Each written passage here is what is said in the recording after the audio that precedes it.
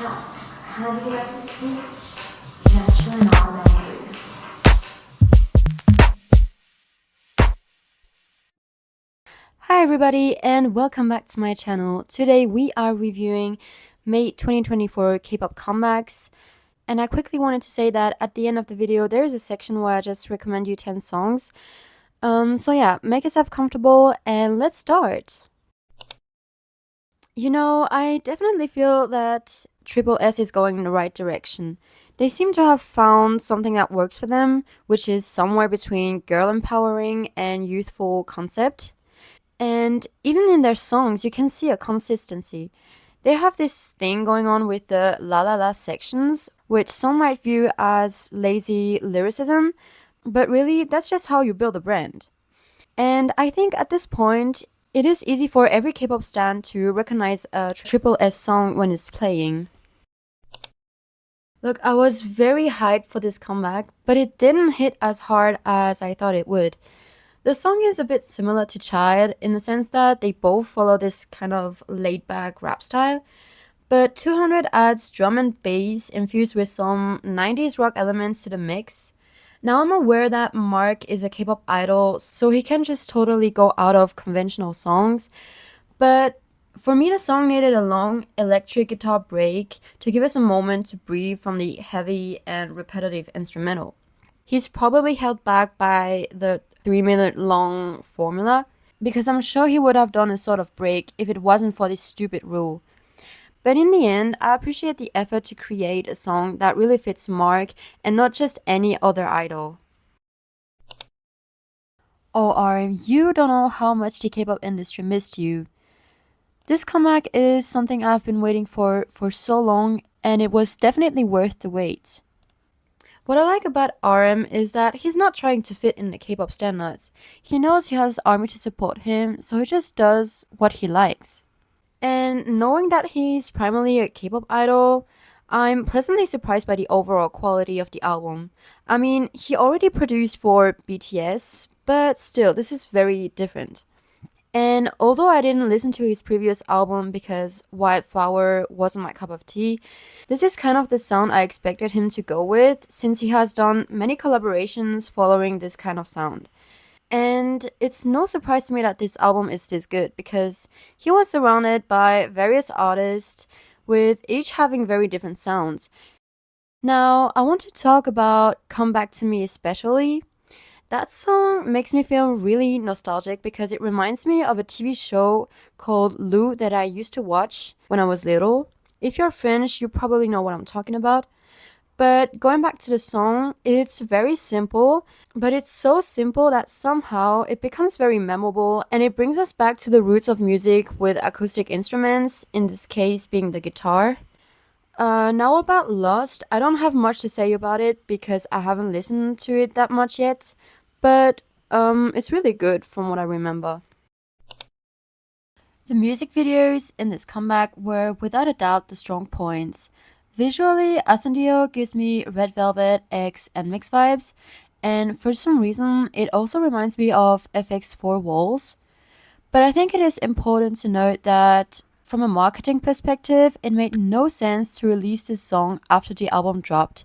It would have been better to have this as a pre-release instead to build some excitement around the whole comeback because the hype was absolutely not there for this song. Treasure's title tracks are starting to blend into each other so much, and I need YG to step up into the game because I'm not even excited anymore. King Kong is so formulative, so predictable, and sometimes I wish they continued with the youthful side of their sound because that's where they shine the most in my opinion. First of all, let's talk about Supernova. This to me is the perfect mix of drama and spicy. It has the experimental and these high-pitched electro synth elements of drama and the quirkiness and playfulness of spicy. And to be honest, I didn't really enjoy drama because in my opinion the chorus was too repetitive. However, in Supernova the singing plays with dynamics, delivery, melody, and it contrasts well with the instrumental, and that's why in my opinion it worked better. Some might say this music video is creepy and over the top, but I just think it's pure genius. And the random shots of them just moving their lips is just a final touch that brings everything together by showing that the music video was intentionally made to be eccentric, quirky, and unconventional. This is what sets Aespa apart from other groups. They don't just experiment with music, they experiment with everything surrounding it, proving that they're constantly a step ahead of everyone.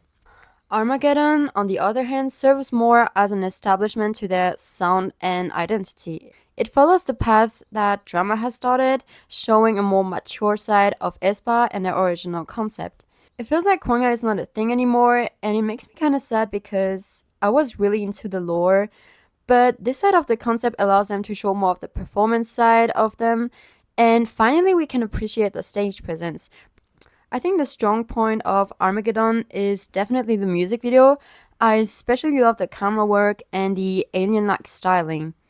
I personally lean more towards Supernova because I generally prefer songs that have more of a fun side, but Armageddon honestly had me on a shock when it came out.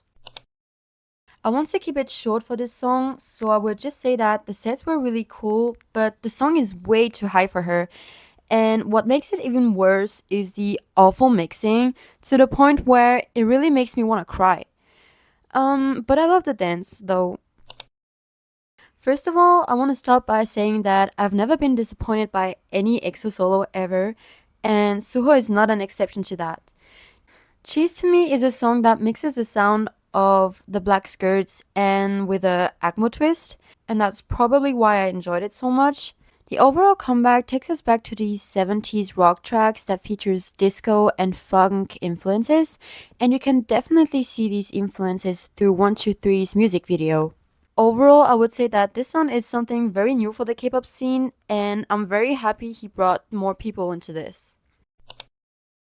It might be controversial what I'm going to say, but I think How Sweet is my favorite title track from NewJeans. I'll admit that it's nothing mind-blowing, and we will all probably forget about this song in a year, but I genuinely love that it's simply just going with the flow without trying to prove anything, except for showing that you can indeed make a laid-back song that is over 3 minutes without it feeling too boring. This song is something that I could play at any time, at any seasons, and because it's so simple, I don't think I will overplay it, so I probably won't get tired of it too much. Also, I want to give a quick shout out to the stylist because even though the outfits are more simple than usual, I think that it suits the concept better. And for bubblegum, well, I just think it's perfect. Okay, so we're at the end of the video, so thanks a lot for watching and stay for the 10 recommended songs. It's just a short section. Bye!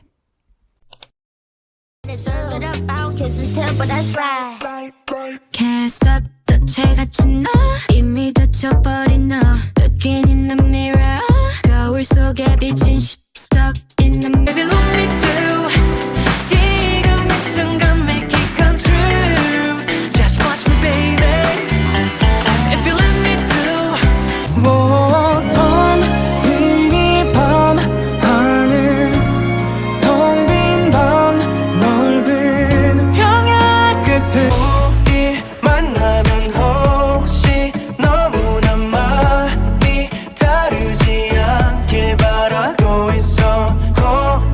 Ocean view 매일 I will give it to you Say that you love Why you geeking? Yeah, talk all that talk, what you seeking? back이기 전에 HIDE Left foot, right hook, yeah MRKE, Tyson, why you geeking? She's a daddy's girl, so how's she gonna go for me? I'm a broke boy, fake clothes, and you wanna be